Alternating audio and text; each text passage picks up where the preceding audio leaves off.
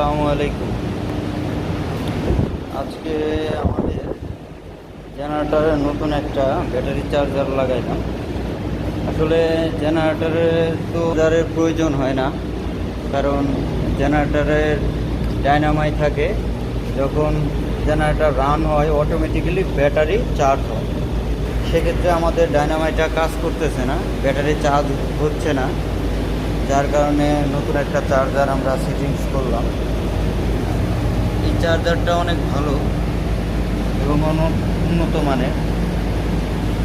এটা আসলে AC main, আর full charge হলে দেখায় যে ফুল চার্জ। এটা আপাতত ফুল চার্জ হয়ে গেছে ব্যাটারি, যার কারণে এখানে একটা ইন্ডিকেটর জ্বলতেছে ফুল চার্জের। আর যখন ব্যাটারি চার্জ হতে থাকে তখন এই যে এই চার্জিং লেখাটা আর ইন্ডিকেটরটা জ্বলতে থাকে। তো আমাদের জেনারেটরের ব্যাটারি 12 ভোল্ট করে দুটো 24 ভোল্টের, এবং চার্জারটাও 24 ভোল্টের। হ্যাঁ, চার্জারটাও 24 ভোল্ট। অনেক ভালো একটা চার্জার। আপনারা যদি এরকম চার্জার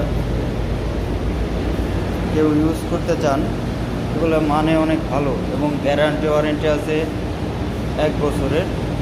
ওরা ফ্রি সার্ভিস দেয়। অনেক ভালো একটা চার্জার। তো সবাই ভালো থাকবেন। আসসালামু আলাইকুম।